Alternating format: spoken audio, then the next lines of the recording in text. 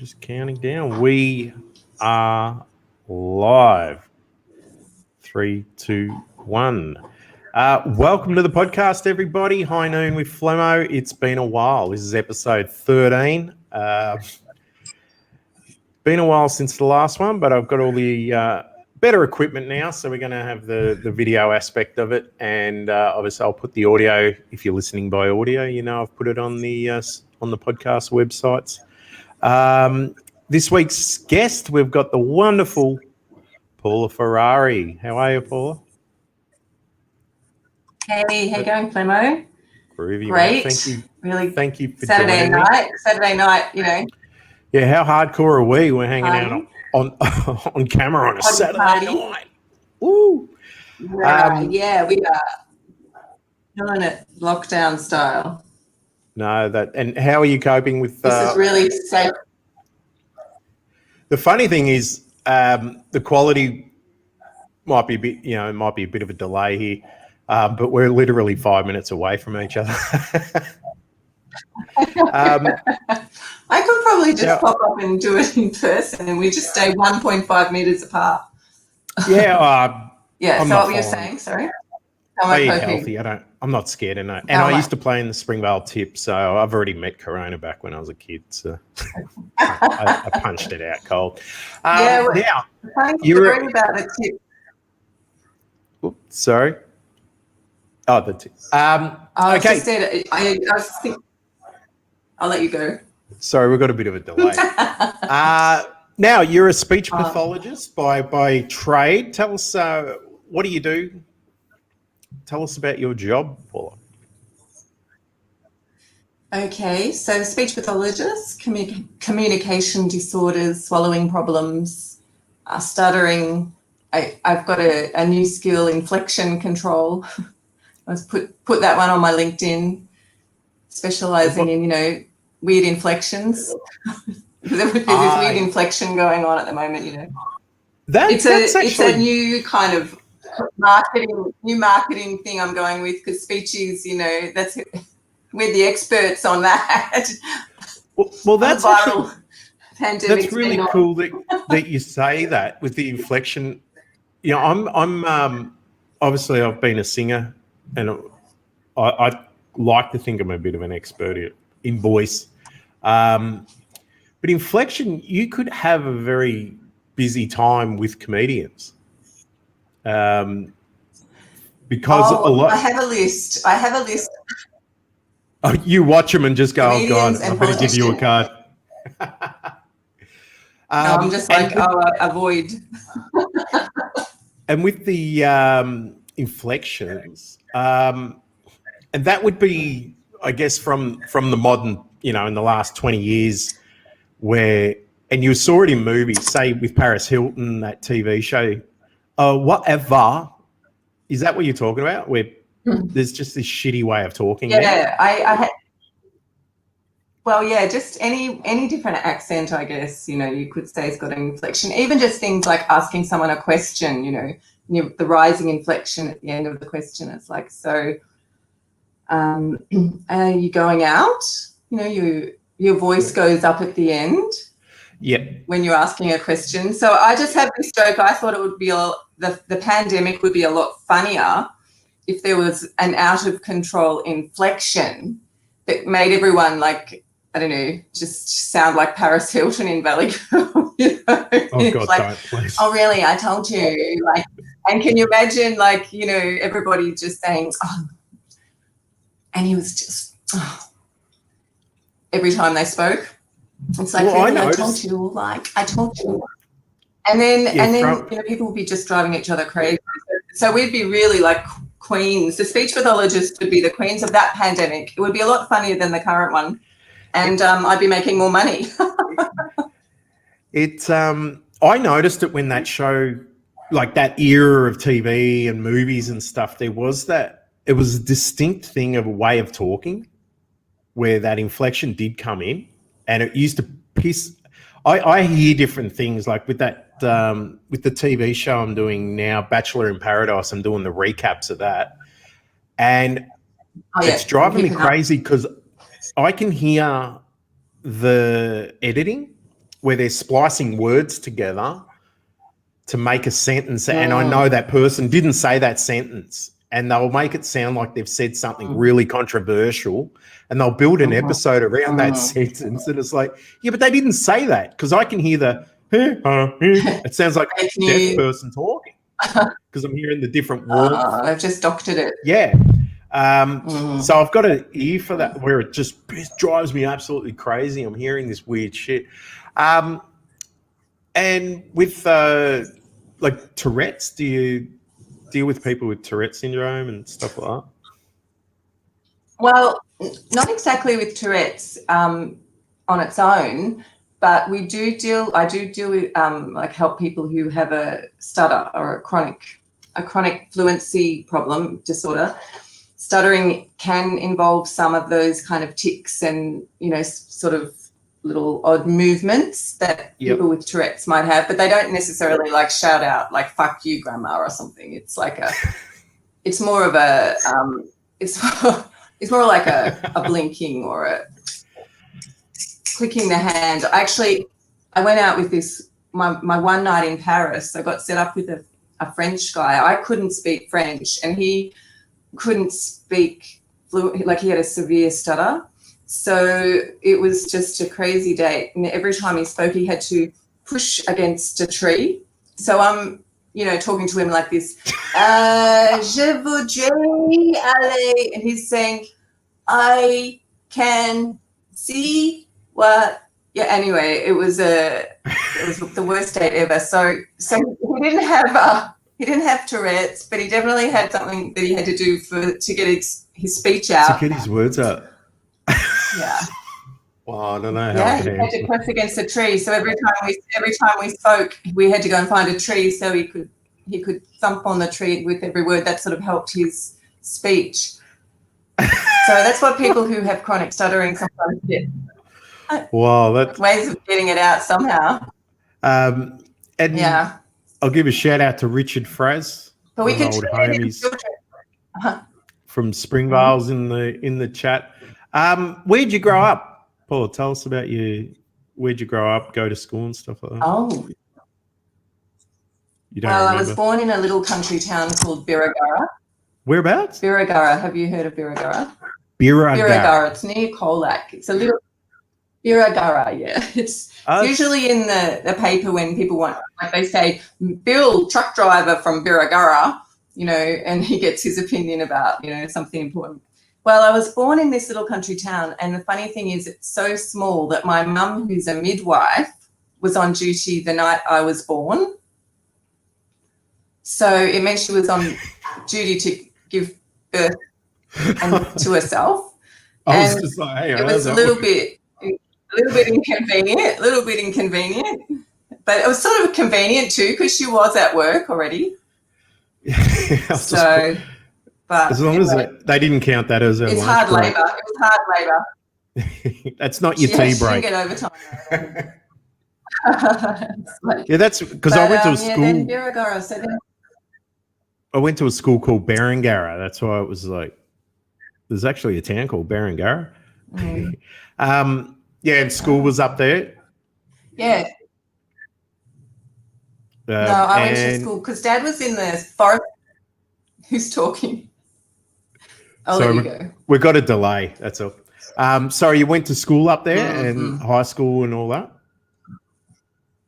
No, because Dad was in the Forest Commission. I don't know if you remember the Forestry Commission tree kind of management, and they moved families around. So we moved to a place called Stall, the Stall Gift? Yep. Stall Gift. That's where I that's what pretty much set me up for the experiences for the rest of my life. I learned it all in Stall. That was primary school. And then we moved to Warragul and Gippsland. And I lived there for the next, few years until I escaped and went to uni. And I left home the same day. Mum left home the same day I did. Oh, shit. We both had it. We're like, we're sick of you. We're out of here. And Warrigal's a built-up place now. It's not like a country. Like I remember when I was a kid, it was like country. Berwick was country when I was a kid. Now it's like full on. Yeah, same. Yeah, it's a suburb. And you went straight in. Did you study pathology, speech pathology straight away? Is that what you went into? Well, funny thing, at high school, yeah, but at high school, we didn't really have very good careers advice. Advisors. So what we were told, yeah, our career advisor, all I can remember, his name was Damien, and he'd invite the year 12 girls into his office and he'd sit back and just, say, oh, yeah, so how's it going, and he'd just sort of try and chat up all the girls. And the only options you got was medicine or science. So none of us were going to get into medicine because it was such a shit school. And science was the next option, which I managed to get into at Melbourne Uni. But then I was like, I don't want to do this course. So I don't know, I was on a pub crawl, first step on a pub crawl, and I got hit by a car in Swanston Street, and in a hit-run accident, which was just excellent luck, really, because it meant that I got to withdraw from the course I was studying in. And while I was in hospital having rehab, I just interviewed all of the different health professionals and decided I wanted to be a speech pathologist. That's cool. So that's when the next year I studied speech pathology. So that was a 4-year course. Yeah. Back then. That's awesome. And I gather it must be, very rewarding as well, especially I see you work with disabled people and children and stuff like that, and children just in general. It must be very rewarding when you see changes. Oh, absolutely. And especially with something like stuttering, because that's where I work most at the moment. If you treat stuttering young enough, you can actually completely eliminate the stuttering. So the child doesn't grow up into an adult with, all of this really severe communication problem. So it's very, now in Australia, we know that you can sort of treat it. So it's wonderful to know that, but it's kind of like, it's a catch-22, because it's like, nobody really gets the prize if you stop something from happening. You get a prize for fixing things, like something's broken, but if you stop it before it's broken, there's no kind of kudos for that. So there's a lot of people out there who don't stutter because of working with me and getting therapy for that, but nobody knows that what it was going to be like. It's like a time, you can't go back in time and sort of change that. So it's a hidden profession, really, because if people are, that's my aim. I want people to be able to talk without any problems. Most people, probably apart from the majority of politicians. Do you? They're the only ones that I really shut up. With stuttering, is it? Is there a cause for it? Is it? Have they pinpointed that it's something that happens neurologically, or anything like that, or is it just a habit? Yeah, it's interesting. There's still a lot we don't know, but we do know that it's more prevalent in boys than in girls, and we do know that it seems to be present in families. So there's a genetic component. So if someone stutters as a child, if you find out there was someone else in the family who stuttered, it's likely that child won't grow out of it. Yep. So you'd expect you'd need to do the treatment. So it's a genetic. It's people kind of there is different types of stuttering that can be acquired as well. So there's developmental stuttering, and that the adult version, psychogenic or neurogenic, sorry, and that can be to do with just a head injury actually, I had one client who developed a severe stutter after he was in an armed robbery. Wow. He was a victim in an armed robbery, and he started stuttering severely. And that's what you'd call psychogenic stuttering. Damn, that's crazy. But most people just started as kids. But it's not really like, the old days people say, oh, it's because of the way the parents were or blah, blah, blah. Now we know it's really just a coordination problem between the speech and the breathing and the programming. So you can retrain children just to be smooth and just eliminate it completely. Yeah.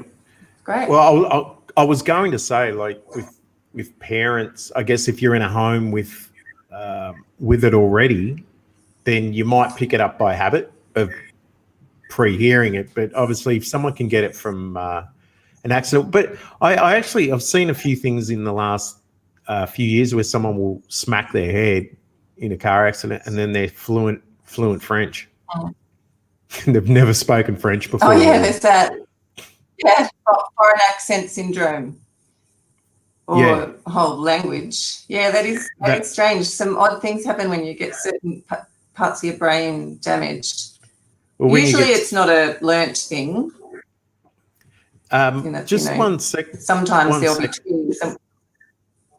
Oh, sorry, 1 sec, Paul. I'm just going to switch the internet over, see if it clears the delay up. So we'll just probably... Oh, okay. Should I shut some windows?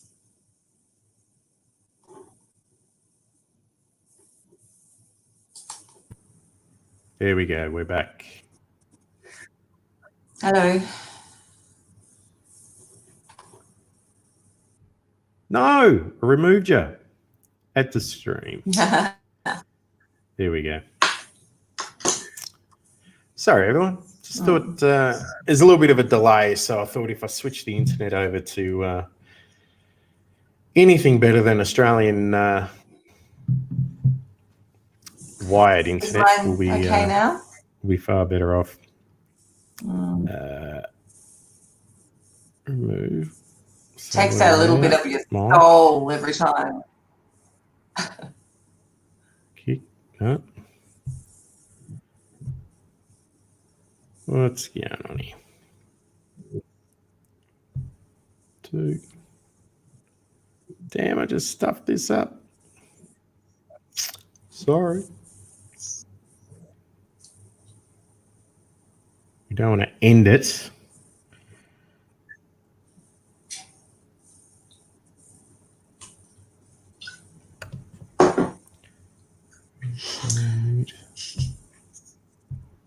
What's going on here? Can I see who's watching too or not? Shit. Yeah, we'll try this again. Oh.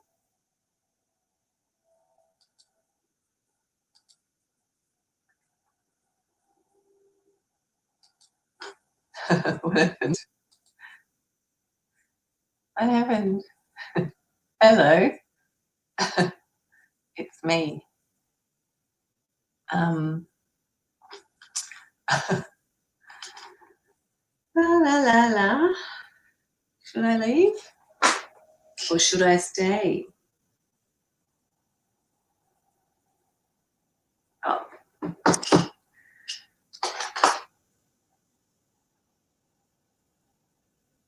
Internet issues.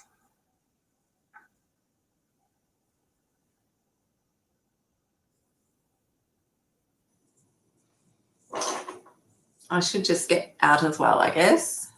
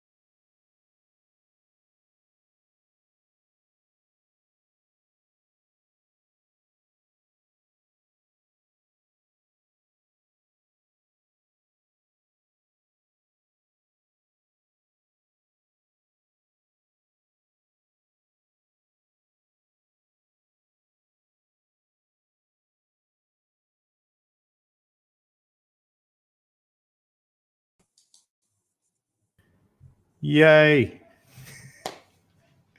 We're back. We're back? We're back. Oh, that's heaps better. Oh, good. That's what it was. Yeah, it was just the internet's crap. So I've got it on my phone. Oh, no, you're streaming through the 4G or something. No, yeah. And I've got heaps of 4G, so they just have really bad internet here. Yeah, I was thinking, oh, what? She's got a bloody bad camera. Have I? No, you haven't. It was just the Wi-Fi. It was so bad. Oh, it's your fault. Now you're fine. Now I don't think there's a delay or anything. We can hear each other normally. It's really it's very hard to do stuttering therapy when there's a lag and you're trying to check whether someone's stuttering and you don't know whether they're stuttering or they're just glitching. Yeah, I guess online. Or they're just dead inside. When I used to have my studio back when I lived in Patterson Lakes, I'd record songs and there was a latency problem and I couldn't afford to get the card or whatever to fix it, or I was lazy. But I learned how to play and sing before the music played. So I learned how to get above it. Hey, Jason, welcome. See, you can see us perfect now. I've got to work out where to look. But the good thing where that worked in handy was during the film clips. When I did film clips in the old days, I was just shitting myself and amateur. They didn't look too bad, but they were amateur.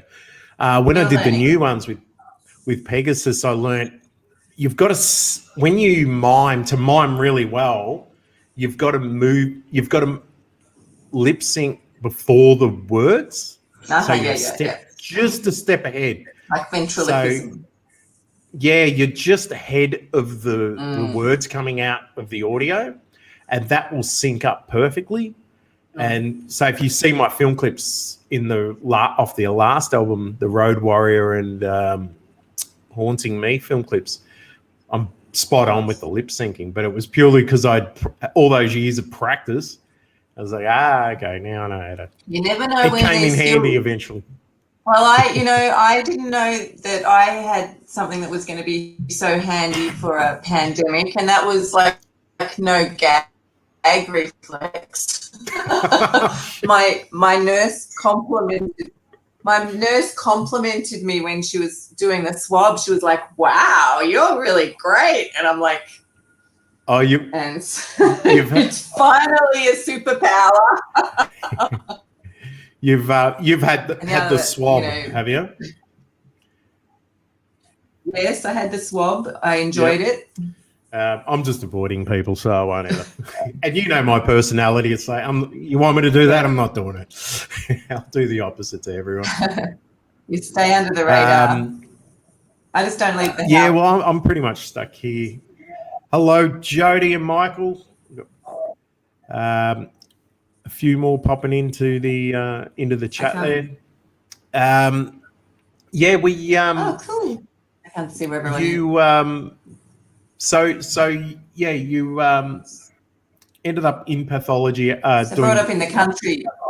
Into the speech pathology from the hit and run accident. Just recapping in case it was a bit blurry. Yeah, that's it.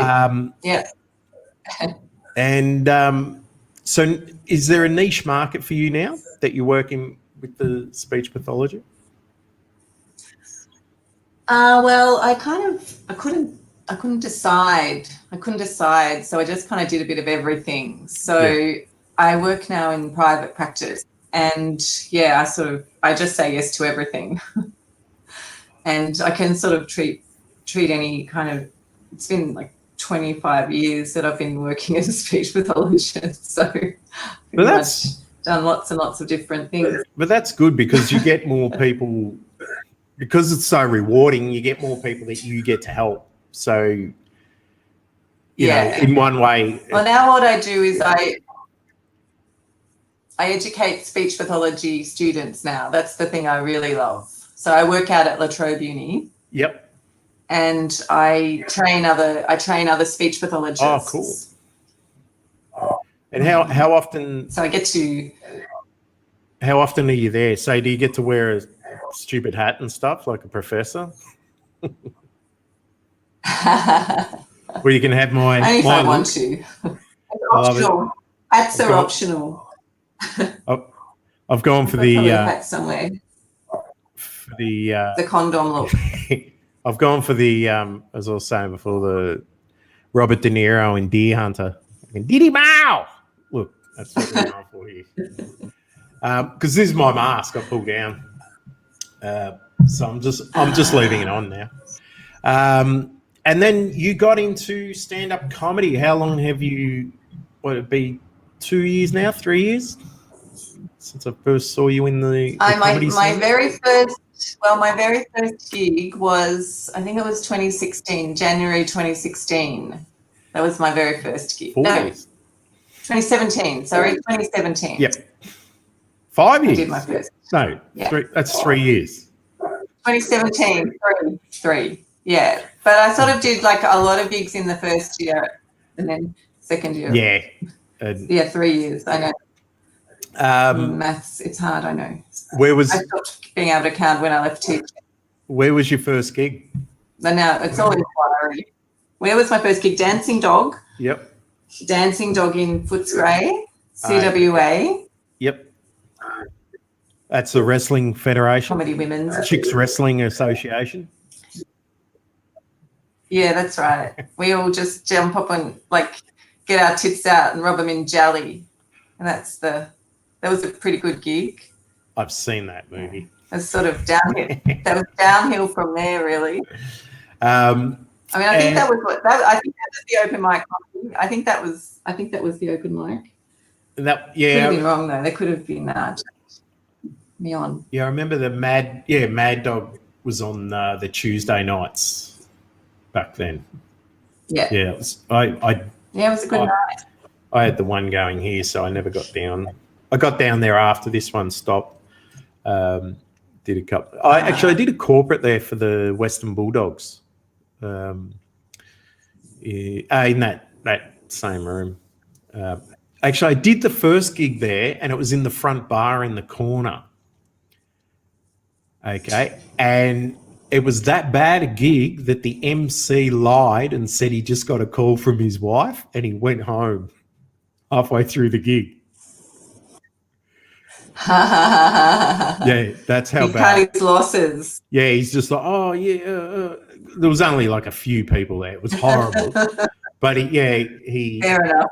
He was a bit more experienced than us, and I saw him panic and run out the door. It was like, asshole. You should have avoided, I guess. And you've got the unmuted comedy at the moment, which. Oh yeah, that's. So is that broadcasted so anyone can watch it, or is it just kept between you guys, or? Oh, it's public, but you zoom in. Yep. Anyone can zoom in. Yep. And we are looking at maybe doing something live on Facebook as well. At the moment it's because people are trying new material, and it's kind of like open mic is, but there are some more kind of there are some more kind of polished performances as well. But it's a space for that. It's a space to try material. So if we were going to do the live show, people wanted to have the be on their A game, have their good stuff. How are you finding it? So we'll do that maybe a special show. We'll do that as a special show. How are you finding the? How am I finding it? I love it. Yeah. How's the dynamic? Because I haven't done. So I was doing gigs. So this month, in a couple of weeks, I had like 10 or 15 gigs lined up coming up. But I'd been doing gigs previously, and I was doing comedy trivia online, and it was working well. I was, when I'm in my zone, I was managing. If I was in that place, the gig, I knew the gig was fine. But if I wasn't, it was a rough sort of ride. How are you finding the dynamic? Telling jokes to put I think technology can really spoil a punchline. Sorry, technology. Technology can really spoil a punchline. Oh, E.g. yeah. So you do have to deliver the comedy differently online. Yeah. So yeah, and you're often competing with people who might like have Big Brother going in the background or be on a train. So sometimes I have to go through and see whose fucking dog is barking, and I can mute them from my my control panel. I can mute people. So you I can have, have a heap of people people. are starting. You can have heaps of people watching you at one time and mute, and you can hear them. Yeah, we had like 27. Yeah, you can have people on or off. Have their mics on or off. So it's good to have a few on though, because it's nice to get the feedback. Otherwise, every joke just feels like it's bombed. Yep. If you get a few laughs, it's it's important. It's hard. So we have some people are muted and some people aren't muted. Yeah, it's hard, but you've got to do something, because comedy is one of those things that you've got to keep the muscle trained. You've got to keep, like, especially when you're at a certain level, you've really got to, get. If you take a couple of weeks off, like if I take 2 weeks off from comedy, it's like, oh shit, I've forgotten how to do this. I remember when Lemo did the workshop here, he was saying, don't take any time. Like, he'll just go to any gig twice a week, just because if he takes a week off, he's sitting in the car just going, I can't get up. I'm horrible. I'm the worst. I can't loses his confidence. Yeah, and I do the same thing. It's funny if I because have a week off. Well, it's different in a way from online versus, on the stage. I think that people have had a lot more confidence to try comedy for the first time, doing it via the Zoom, because I think there's a little bit less to lose. You can just escape a lot more easily. There's the shame factor of maybe, if something doesn't work is a little bit lower when there's a screen, Yeah. I think, quite a few people have tried comedy and done all right. I've seen quite a few new newbies go through and really have some great material. So it's been awesome to see that, I kind of think it's providing opportunities that maybe weren't there at regular open mics. And it keeps you, like I said, it keeps that muscle trained, which is important because, I mean, if you're going to do it, or if you're not doing it, for anyone watching and you're a comedian, start doing it before things open up again, because you're going to need that rhythm, leading into coming back. You've got to be ready. It works as a medium. Definitely works. I mean, you have to adjust your style, but I've done things with puppets. I've done things with props that I haven't ever tried before. Just because you've got it there, you can try it. So I think it's provided lots of different opportunities. We can have people join us from Europe, from Malaysia, from all over Australia. So I've met comedians from US and Israel and Indonesia. It's been really great to get a big picture of comedy, outside just the Melbourne sort of scene, where you kind of like, it's a bit of a bubble, isn't it? It is. It really is. It's good that you're seeing a different style of comedy, because America's completely different in their rhythm. We end up sort of mimicking America, but we're a few years behind them. It takes a few years for a certain style to come in. Not necessarily good all the time, because I think America became very story orientated, and we were still a bit punchier. And now we've become story, and I think they're shifting back to a bit more and I think you should always be punchier with your hits. And how would you describe your comedy, your style? Clean, dirty. Clean, dirty. Hungry, thirsty. Howdy, Dawn. The bad M are in the chat.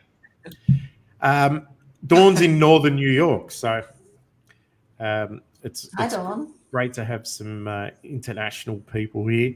Yeah, that is great. And would you describe it as a sort of observational but story based as well?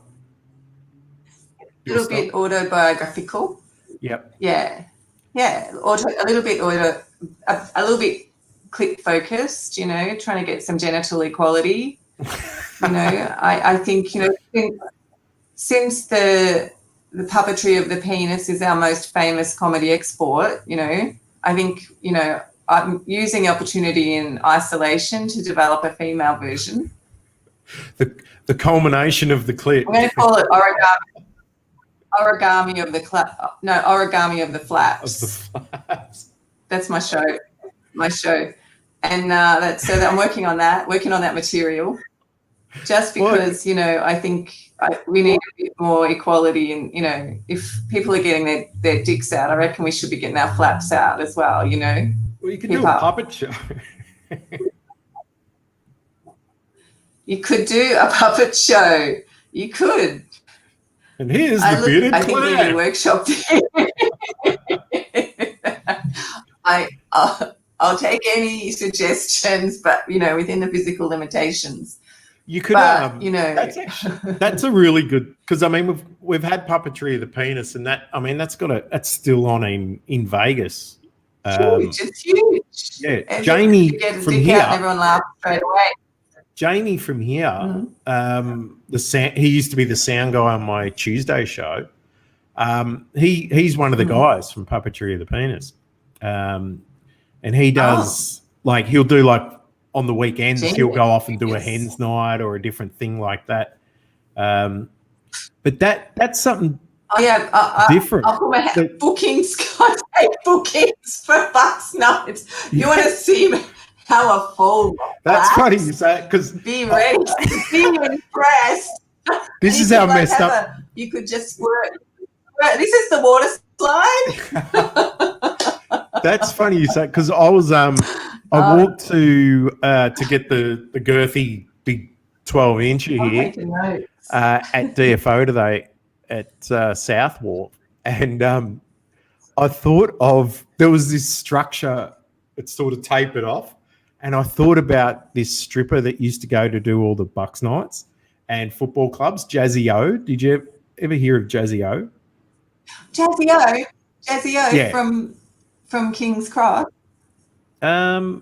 She might have been King's Cross, but she lived in Melbourne, in Victoria. She was okay. She was a rite of passage. So if every football club had to have Jazzy O, and young players, it was like, you've got to see Jazzy O, and she would be able to stretch. She was very flexible in certain parts. But the horrible thing was, I was walking to DFO and this thing was this big. And I thought, what if Jazzy O could sit on that? I was just standing there staring. If they helped her not fall onto it, or else it would become like a medieval torture thing. But she watermelons, she'd go mental. It's like, and she was so sweet. Like, I'd done quite a bit. I did a bit of security and stuff with her over the years. And she got murdered. Yeah, she ended up dying. Actually, I remember. Yeah, she got murdered in Port Melbourne. Very sad too. Yeah, and she was a really, that's right. really lovely person. That's what she did for a living. She just didn't, she had a talent and made a living. But exactly. Well, I was very innocent as a, country girl, and my first trip to Sydney, I thought, right, I've heard of King's Cross. I'm going to go check it out, Yeah. Innocently. And so I was like walking down King's Cross, and there were like, clubs and things. And I thought, I'll just go into this club, they let me in. And I was sitting there having a drink, and then they had an announcement. And here comes, and this is, I think, I was mixing up with yours, but here's Jasmine, the hottest bitch in King's Cross. And then out came Jasmine, like fucking on speed. And people were just like ignoring her. And she's like got her everything out there. She's smoking a fucking cigarette in her pussy, right? Smoking it and blowing it out, right? And people are just ignoring her, and she's yelling at them saying, show us some respect, you fucking cunts. That was probably Jazzy. What she said. And I was like, I really felt for her, because she was giving it everything and nobody was even giving her like one glance. Yeah. It was kind of depressing. So I really felt, for that poor girl. But anyway, I don't know what happened to her. If you're not the hot girl at the club, it can be a rough night. She was clever. She had skills though. She had skills with those ciggies. I've never seen that before. Have you ever seen someone smoke a ciggy out of there? Yeah. Was that in Thailand, or might have been here? I can't remember. I have seen it. I'm impressed. Like, there should be some more. I think we need to expand the Olympics a little bit to get some of these more specialist, skills that are hidden in our society. Like cock baseball. Something, yeah. Yes. Yes. So this is the thing. But yeah, you could have a really good business. Like if you set that up and look for tricks with your vaginal lips, hey, it rhymes. It would take off just as long as you had legit funny sort of or obscure thing where people go, oh, that's all you want in that is that reaction of, oh my God. You have a 45-minute show with another woman just going, oh, you could throw in punchlines. You'd be set. You'd end up doing Vegas as well. You could have like the singing vaginas. Yeah. Now you could, welcome to the stage, the bearded clams. You're pretty good at. You said you were pretty good at lip syncing. The miming. You could like voice one of them. The miming vaginas. I don't know. But that, mate, I would look like. Yeah. So anyway, so that's what I'm working on. That's my next show, is Origami of the Flaps. That's my next show. No, it's not. It's just a joke. Oh, I do it. But it's got potential. It's got potential. Well, but I don't know if it'll really fit in with my professional life. It might be a bit of a clash there. It's sort of, I do have to maintain a certain, ethical standard in my work. No. So I think I might have to wait till I've stopped doing my speech pathology before I can start getting the flaps out. Seriously, just get them out, and you're going to end up in Vegas, and you're going to go, speech what? You're going to be low. You'll get a non-stop run at Vegas, mate. Go for that. Here we go, Jason. Area. Do the vagina monologues with silhouette cast from your flaps. Silhouette casts. Hey, shadow. Yeah. Good. Keep those suggestions coming. I sound like there's demand. It sounds like there's demand for this. Yeah. So I know it's not like back in the good old days where you could smoke in clubs with your vagina.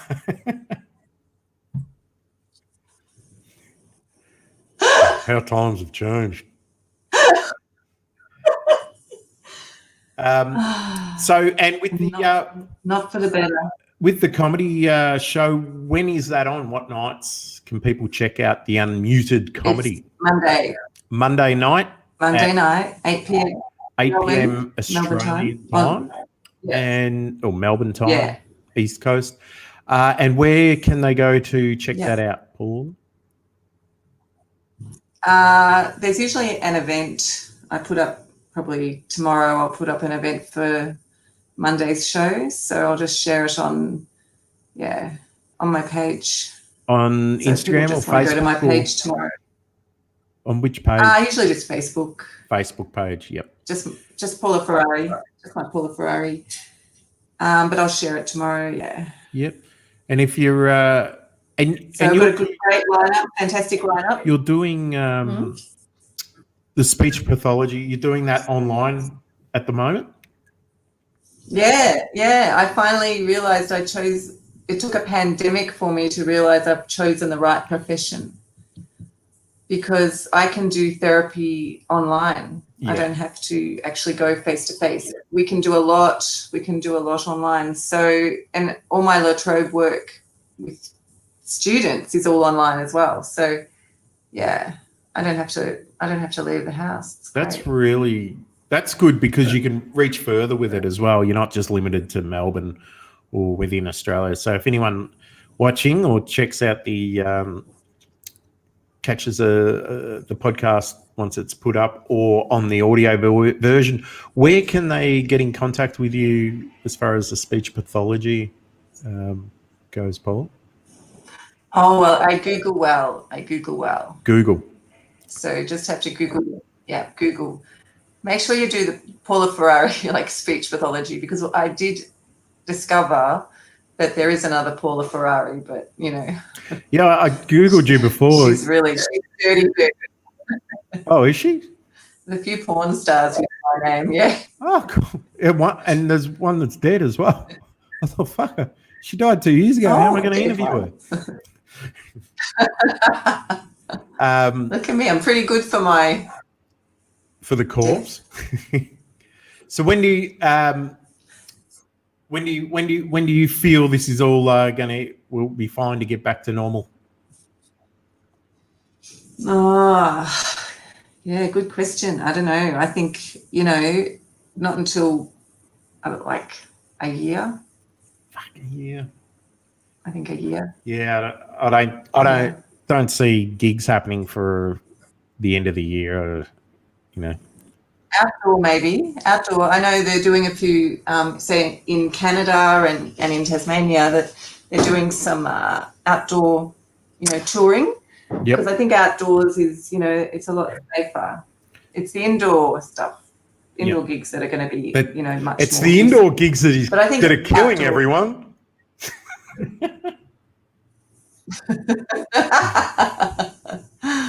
I'm looking at. I think in a few months, if it, it just ends up crap, hopefully they'll let us get into other states. I don't care if they lock me down for a month or something, so I can go and do gigs and start touring again, whether it be the clubs go from Brisbane to Perth or something like that, where it isn't.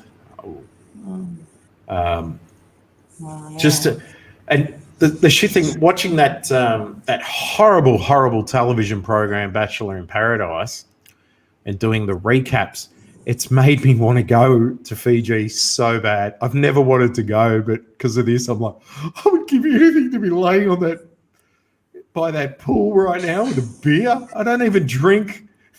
I just want to get shit-faced and fall into the sand. Can you get on the show? Can you actually, how do you get on the show? That would be fun if you were on the show. Yeah, I'm probably too. There is that older dude who's 40 who's just absolutely retarded. This dude ain't there. He just ain't there. Is that the one that just only answers with grunts? He looks like he's done heroin. Like when they're interviewing him. He's glazed.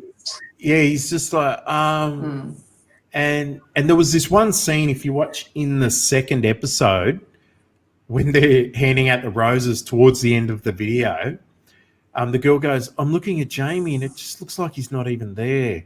And he's literally looking past the camera and he's doing this with his hand. Oh, no. Yeah. And how do they get them? I replay it and then I slow it down and he's like, and so you're not even scratching your face. You're not rubbing it. and you can tell in his eyes he's not actually in. He's not there. I don't know what the hell. But they're sort of bagging him out like, Has he "Oh, you're been bloody like, old." taken over by an alien?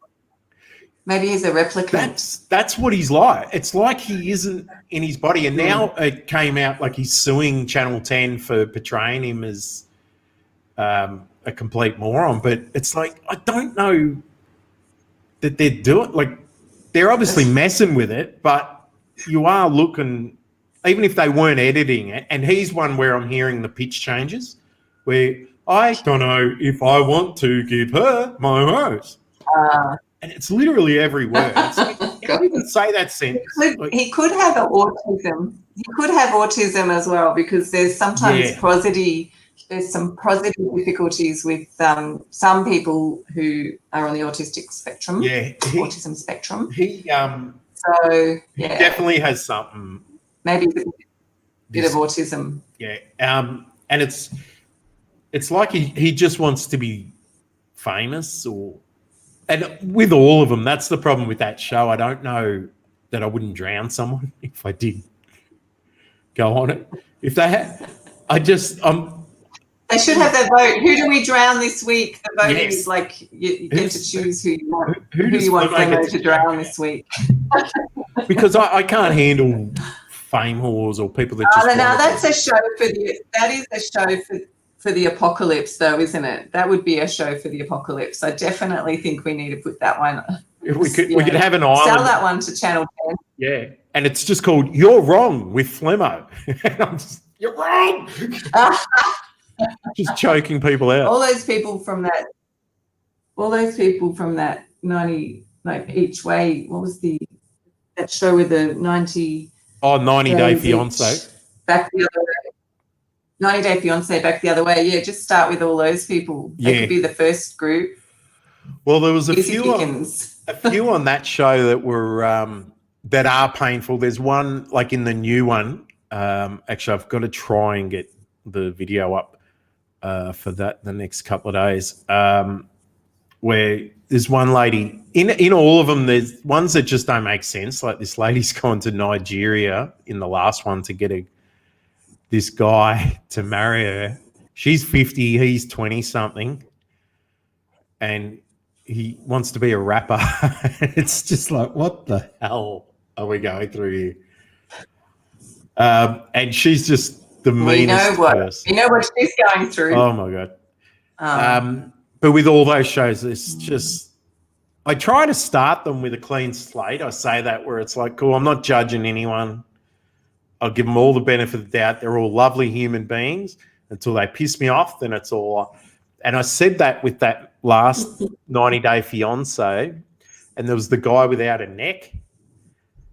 And I think it was about 2 minutes into the episode. I'm fucking, fuck this, can't fucking.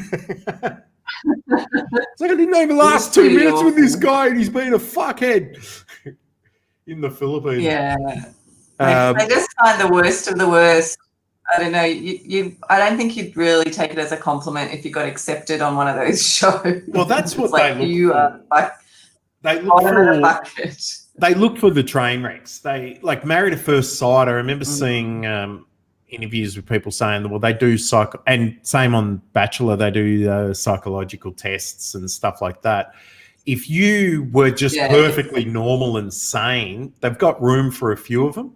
But they're looking for ones who might crack it and go absolutely batshit and cause trouble. And because unfortunately, I initially started with Married at First Sight, and I was looking at the American one, and it was just normal.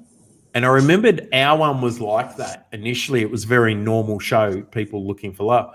And compared, like the American one's just normal people compared to ours that is just trash TV, and they're looking for mayhem. And it's the highest rating show in Australia. And they're actors. Yeah. And I pointed this out, if you watch my last 2 or 3 episodes of the Married at First Sight recaps, I point out where the girl, and I break at it. I enjoy doing it because I'm going, okay, now we just need you to give us a vulnerable look. and then it will switch to her, and she's going like this.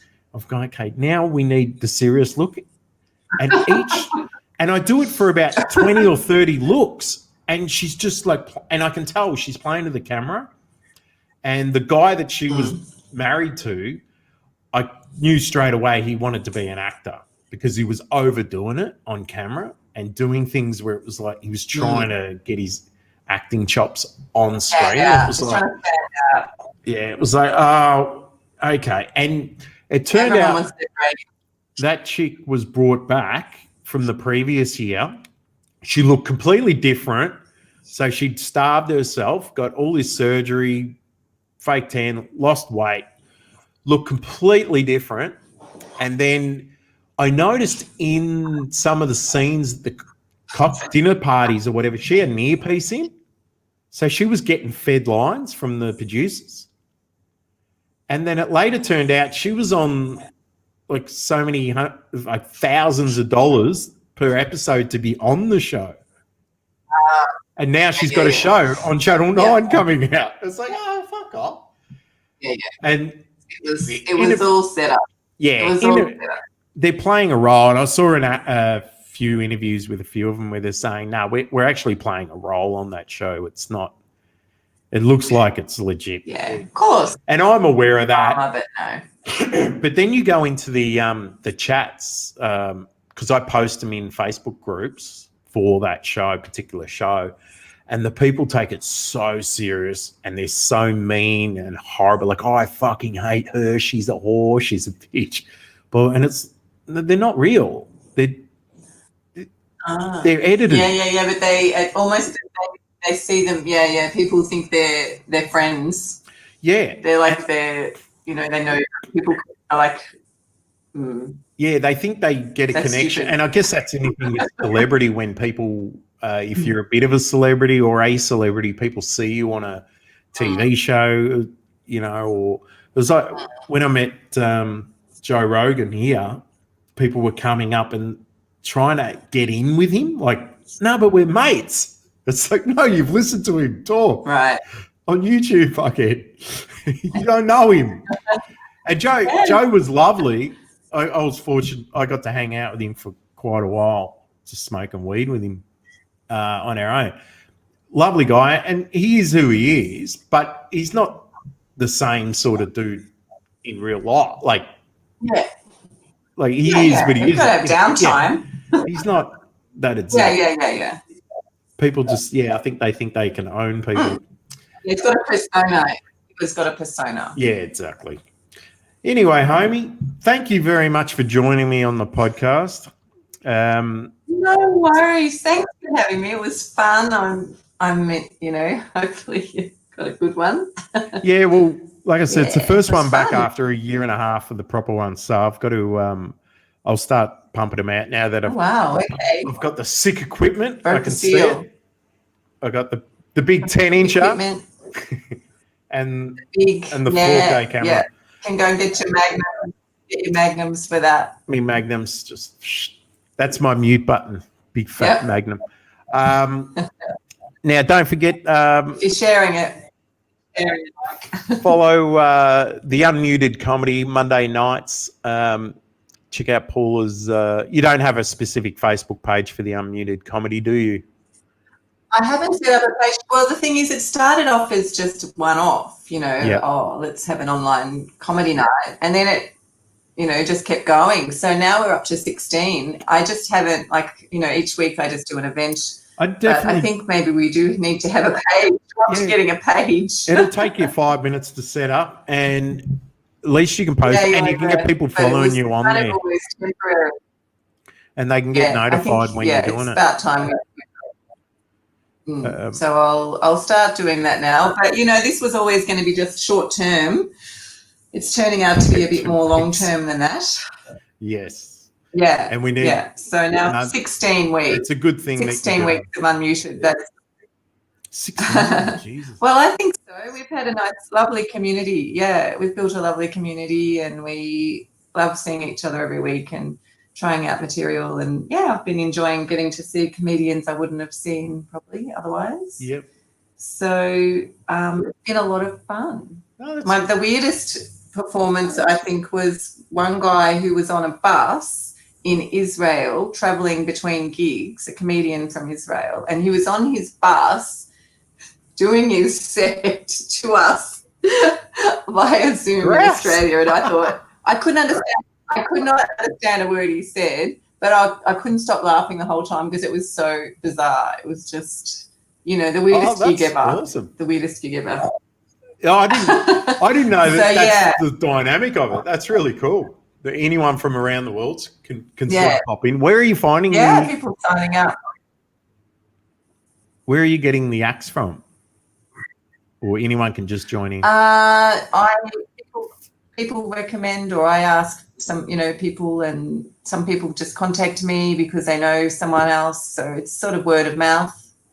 That's but awesome. People are starting to, get a little bit more depth. Yeah, it is awesome. Like we had Oaksy on last week, which was so fucking amazing. It was great. Love old Oaksy. So he was a lot of fun. And yeah, so, people are just sort of going, okay, we want to, we have to do something. What is there out there? I think we're the only online open mic in Melbourne. I don't know if there's are there any others? Have you heard of any others? No. It's not. I've seen a few shows, but not really an open mic type thing. Yeah, I'm not. I mean, we had a couple of weeks of gigs. I was fortunate. I emceed at Dirty Secrets, and I was joking. There was a point where Sam Gabrielesi was on stage. He had the mask and everything on, and I stood there and I thought, you know what? It feels like this is the last gig that's ever going to happen. Like it just had this horrible feeling. Wow. This is it. This is the last comedy gig in Melbourne ever. Wow, surreal. It's, surreal. Yeah. And you're going, oh my God, and that's at Dirty Secrets, and I'm in a dungeon. Well, that was the crap thing too. Yeah. I was MC. It's the first time I've ever been there. And when I get there, the owner says you're only allowed 4 people or something in there, in the room. So it's just like, oh, this sucks. Whereas it could have been packed. There were people upstairs. Yeah. It could have been amazing. Well, yeah. Well, this is the thing. Like every week we get, probably if we had 10 performers, we might have like another 20, punters. Yeah. Joining in. So we get quite a good audience every week. That's good. Yeah, well, I'll when I start writing some ideas down, I'll hit you up and jump in with you one week. Definitely, anytime. Love to have you on there. And I'll keep you up to date with my new show. Yeah, I don't know if I'll be performing it on. That might be a person. What's wrong with Paula's camera? Is that? She usually keeps things above the belt. Is that the Predator?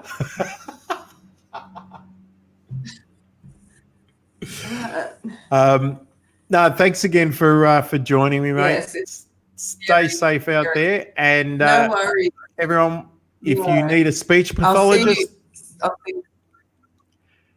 I'm a speech pathologist. Hit up Paula Ferrari. She's doing it online, so no matter where you are in the world, if you've got a friend or someone who needs, hit her up and knock that issue, that speech problem on its head. And don't forget to check out Unmuted Comedy Monday nights. And check out Paula Ferrari. She'll post when the link is going up on Facebook. Thanks again, Paula. Stay safe out there. Share it on your, no worries, Justin. I'll share it on your page as well if I. Yeah, no problem. Maybe I'll do that. And on your page. Make sure you get a Facebook page for it as well, because then. We're up to that now. It's been growing. It's been gradually evolving. So now we're sort of having to I've got an electronic sign up. Form cool. That people can, fill in, and so it's getting a bit more, just organised. But we didn't think it was going to come this far, so I have to do a Facebook page. Didn't think it would go past a week. The idea. No, awesome. Stay safe out there, homie, and I'll catch you soon. You And too. take care, mate. Bye-bye. Be And let me cool. take a photo. Can I take a photo of you? Stay in school. Me? And thank you for listening to the podcast, everybody. You can check us out on YouTube, obviously. Justin Fleming Comedy, I think I am. Yes. On Facebook, Justin Fleming Comedian.